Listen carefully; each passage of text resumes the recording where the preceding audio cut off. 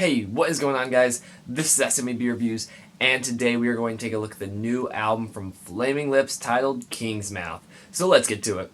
Okay, I have been super fortunate to get to already hear this album before it actually comes out because I was able to pick up the vinyl on Record Store Day, and I've listened to it countless times, and I absolutely love it. It's a really good listen. Now, let me give a quick little backstory about this album. It's narrated by Mick Jones from The Clash, and it's a very childish kind of album, and I don't mean that as if the band is immature, but rather it's targeted more towards children. But when I say that, there's still a little caveat there. So let's start out with a little bit more, as this kind of coincides with the traveling like art exhibit museum thing that they were doing.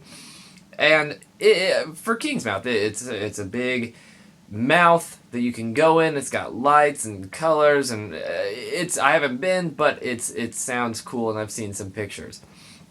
This here kind of tells the story of everything that goes along with it, and it's a fairly basic story. I mean, it seems pretty Flaming Lipsy to me because it's a song about a baby who was born.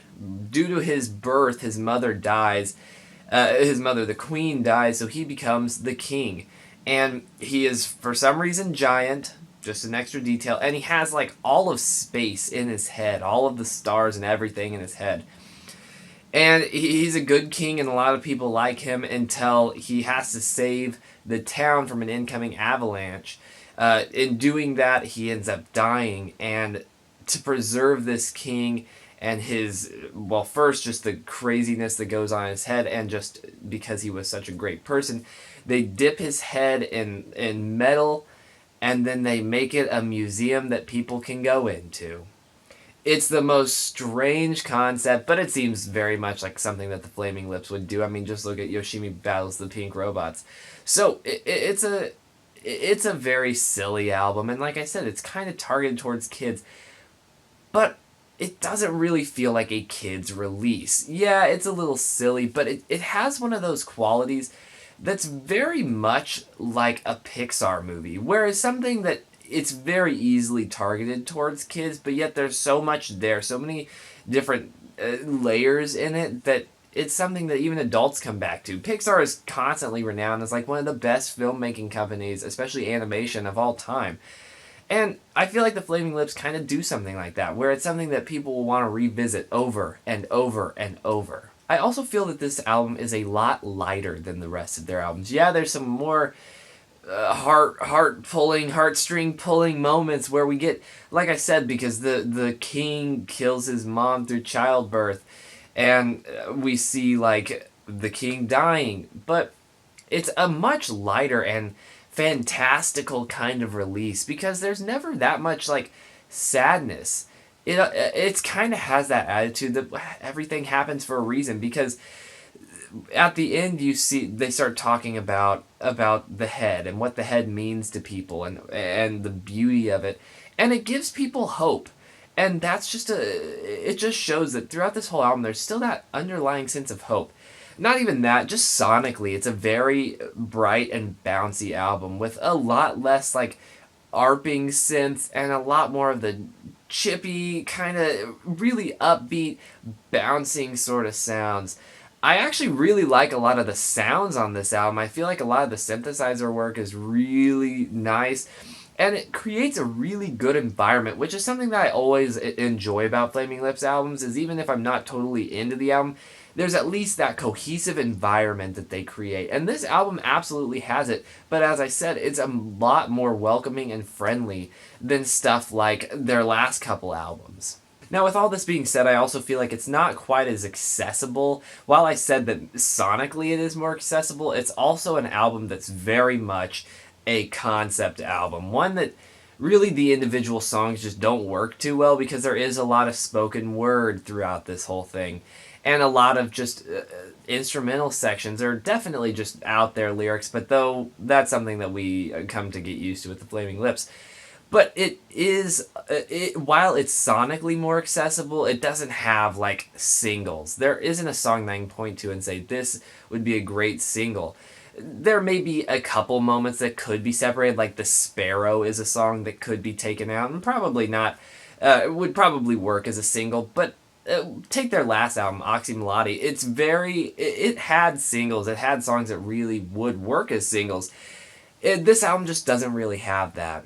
And honestly, that's fine with me because this album absolutely draws me into its world. It does a great job world building and really establishing an environment. I absolutely love this release. It's one of those releases I can put on and I don't even realize that we've gone through that much of it until the first side ends because I'm listening to it on vinyl, as I said.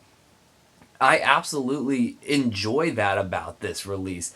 And it's not necessarily because each song bleeds into each other, though some do.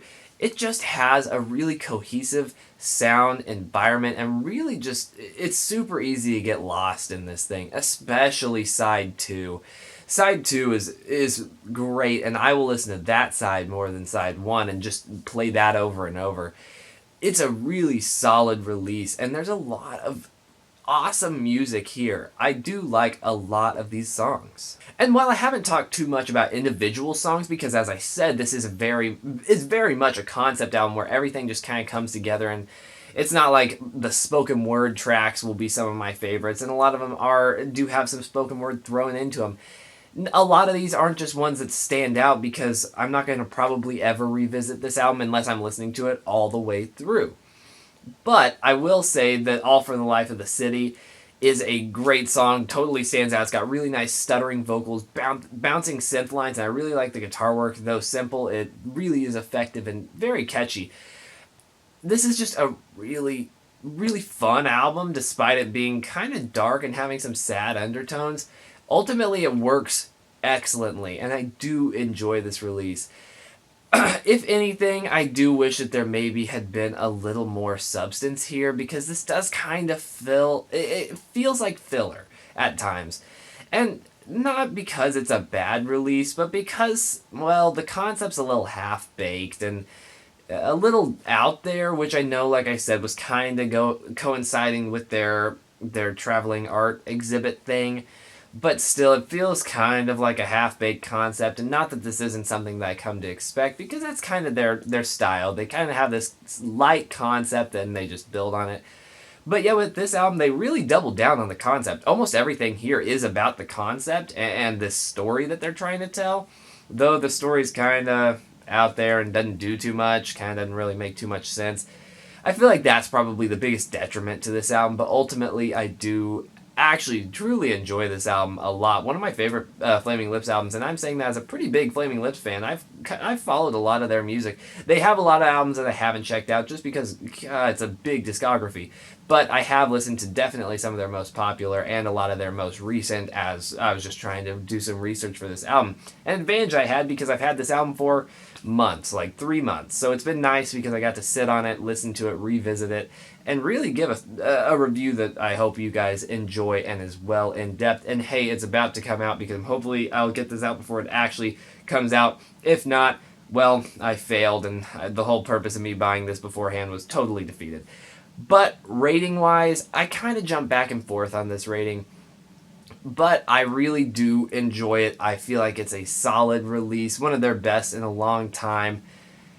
And I'm going to give it an 8 out of 10. But what did you guys think of this album? Please let me know down below. Well, once you're able to hear it, I hope that this inspired you to listen to it because I do actually enjoy this release.